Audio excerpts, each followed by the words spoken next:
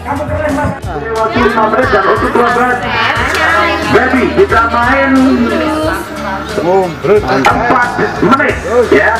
Subscribe ke YouTube-nya Pendekar Terus OTW 100.000. Mantap gitu makanya. Mbak. Terima kasih. Siap. Assalamualaikum warahmatullahi wabarakatuh. Alhamdulillah saya ketemu dengan Maha Guru ya. Mas Andri Bejo.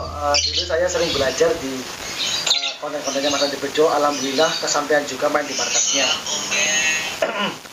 Kebetulan saya sama Mas Reza nih ya. Jadi biar langsung Maestro Brebes sama Maestro Banjarnegara bahas tentang betina konsep. Silakan Mas Reza. Dari mulai bahan Mas. Kalau saya ya terus bahan itu ya dominan, yang utama tak pilih durasi. Yang kedua, kalau saya mulai bahan itu dari gacoran. Kalau menurut saya dari gacoran prosesnya lama. Iya, memakan waktu yang ya nggak singkat lah menurut saya. Lebih enak condong ke gacoran. Yang gacor yang sifatnya emang durasi. Udah Mas, bagaimana menurut Mas Andri Bejo Mas? Kalau kriteriaku, kalau kriteriaku sih, ya itu tadi sih kalau main betina ya, patokannya awal memang durasi.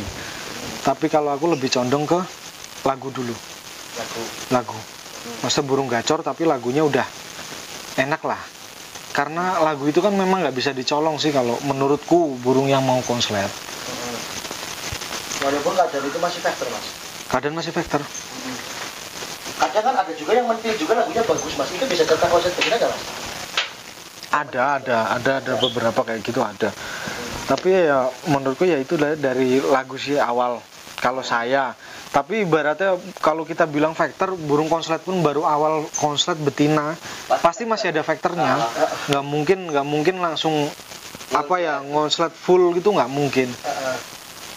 Jadi menurut Mas Reza ya, dari katakanlah sudah menemukan kriteria dari versinya Mas Andri Bejo sama Mas Reza nih ya. Step awalnya itu apa itu? Kalau saya itu nggak curang dulu. Jadi bener kayak Om Andri, tarikan itu udah kering, tarikan udah ada minyak. Itu tetap kita proses pengacoran dulu. Jadi burung benar-benar proses gacor sampai ketemu titik gacornya. Nanti kalau mulai udah belajar bulan ya, kendala paling susah itu ketika betina belajar bulan rata-rata. Itu malah dominan. Kayak saya mau laporan itu tak pasingin dulu. Jadi sampai ketemu titik gacor, bener-bener burung itu gacor, lagunya kering, walaupun setarikan ya itu nggak masalah. Yang penting ketemu titik gacornya dulu. Untuk Mas Andri Bejo gimana? Ya kalau aku sih sependapat memang, karena betina memang untuk ngeluarin dobelannya itu memang butuh waktu Mas. Jadi ya minimal masih butuh waktu sekitar, minimal kalau buat saya ya Mas, 2-3 bulan lah. Dalam proses penggacoran tersebut Mas Andri Bejo sendiri versinya dijemur. Kalau saya iya betina itu bagi saya yang utamanya poinnya di mandi malah. Jemur sama mandi. Ini di rumah Mas Andri Bejo ini disekat-sekat seperti ini tujuannya buat apa Mas? Sebenarnya tuh tujuannya itu biar apa ya? Biar dia fokus bunyi Mas. Bukan pengasingan ya. Sama kayak pengasingan. Jadi dia fokus bunyi tanpa melihat burung lain loh. Cuman mendengar suara aja kan jadi kepancing.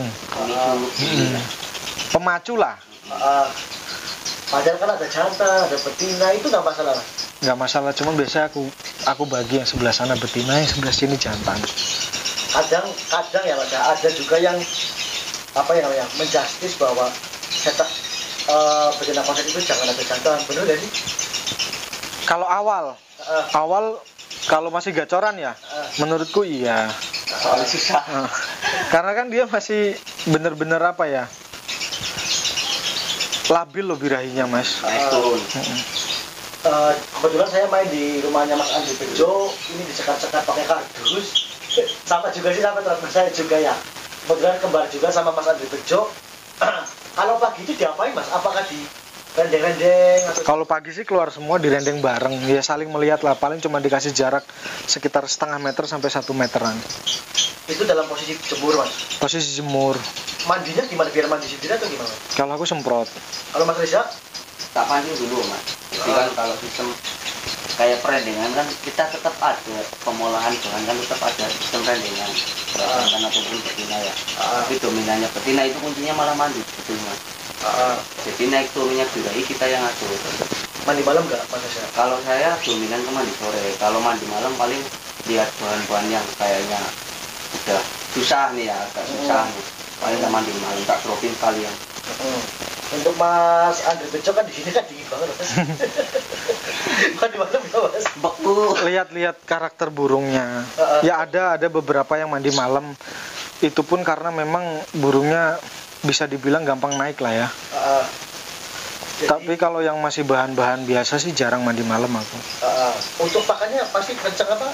Polos mas? Kalau betina aku kenceng mas. Jantan betina kenceng semua? Kenceng semua. Karena kalau yang aku pelajari, maksudnya yang ini pengalamanku ya itu entah sama atau enggak sama orang lain aku nggak tahu. Kalau menurutku dari omongan orang kan konslet itu jebol birahi. Yang disebut jebol birahi itu menurutku malah lebih ke betina mas daripada ke jantan. Karena jantan kalau bener-bener birahi malah dia nggak begitu gacor. Stang yang ada. Tapi ada mas, ada beberapa konten yang menentang bahasa jebol birahi mas. Iya, memang kalau aku sendiri menentang mas. Tapi kalau menurutku jebol birahi itu cuma untuk betina mas. Karena gini logikanya ya. Ini bukan sok tahu atau gimana. Betina tanpa pasangan pun konslet. Beda sama jantan. Kalau jantan kan memang harus ada pasangannya. Ibaratnya bisa dibilang betina itu burung terawet kalau sudah konslet. Stabil ya mas? Bukan stabil, maksudnya awet konsletnya mas. Konsletnya awet. Jarang kita temuin betina kok sampai lip sync atau gimana, itu jarang. Jangka waktunya itu masih panjang lah. Kenapa kok harga betina itu lebih murah ya mas? Ya karena itu orang yang nggak paham kan lebih banyak bersugesti lah main betina itu susah. Rata-rata gitu ya. Ya memang bisa dibilang susah. Susahnya kan untuk menyetabilkan lapangannya itu loh. Ya kalau bagiku betina rewel itu wajar. Dulu soalnya pernah pengalaman dari Ki Ageng itu, waktu rewel ya minimal 3 bulan kita libur lah. Kadang gini mas ya, ada beberapa subscriber saya yang bertanya nih mas. Kebetulan saya ketemu langsung dari gurunya. Gurunya lah jasa apa sih, nggak kenal sama Mas Andre Bejo. Kadang ada subscriber saya yang udah berhasil, saya lihat videonya sendiri mas Andre. Oh ya ini burung udah bilang. Ya memang itu kasus memang tidak heran lagi mas. Ketika digandang itu pasti wapet. Itu hal yang wajar mas. Wajar banget kalau masih bahan ya. Karena burung konslet itu kalau belum jalan lapang itu tetap aku sebutnya bahan mas. Bahan konslet. Walaupun udah konslet di rumah, ya, dilindungin kandangnya, betul. digandang masih wapet. Itu wajar lah. Dia masih butuh jam terbang burung-burung seperti itu. Apalagi butuh dilatih. Ya apalagi betina jantan pun sama. Versi Mas Andre Bejo ya, lebih suka konslet betina apa jantan? Kalau saya pribadi ya, sebenarnya lebih suka betina. Maksudnya dari tingkat keawetannya lebih suka betina aku. Tapi untuk segi stabil bersesi-sesinya, aku lebih suka jantan. Jadi itu sebenarnya betina jantan itu sama, ada plus minusnya lah. Kalau betina paling ya kuatnya cuma berapa sesi. Kalau jantan kan mungkin bisa sampai yang dulu ya yang pernah aku pegang itu 8, 10 mungkin lebih kuat. Betina juga menang di durasi juga mas ya? Iya. Nah betina menang di durasi. Sampai sekarang pun lobet yang fenomenal juga betina mas ya? Betina. Kenapa kok betina itu lebih murah gitu loh mas? Gini mas, katakan sudah konslet lah ya, udah konslet nih, udah jalan lapang nih. Apakah lovebird betina konslet itu wajib kawin? Apa cukup diunduh pakai loloan, jantan gestang? Kadang kan ada statement yang mengatakan jantan enggak, punya betina konslet itu jangan sampai kawin, bener nggak mas?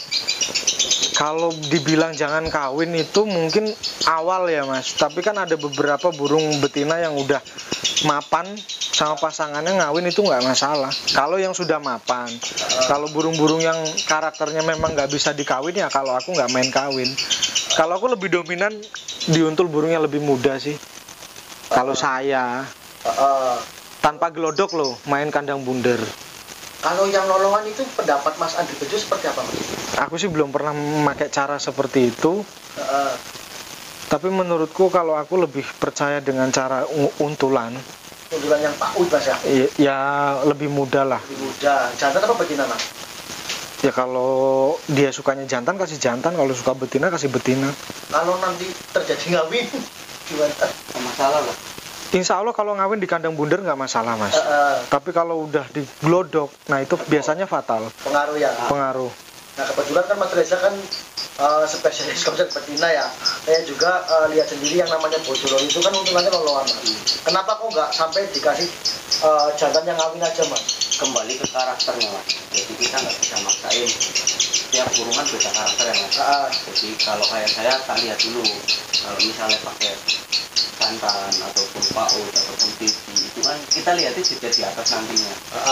Kalau misalnya pakai jantan juga kurang enak, kita pakai paut kurang enak, kita pakai lolohan ya. Kita di lolohan itu paling enak ya, kita pakai terusin. Apakah ada resiko negatifnya ketika burung itu dikasih kawin?